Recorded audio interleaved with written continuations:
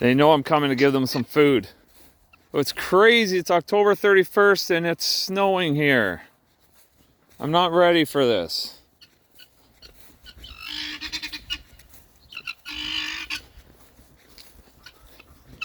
Yeah, that's all the younger ones inside. They are getting quite big now.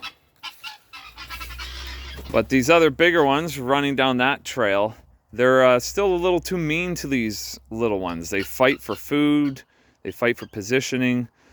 So I'm just not ready to have them mixing right now. So I just give them food outside the coop. I give the little ones food inside the coop. Everyone's happy for now. Yeah.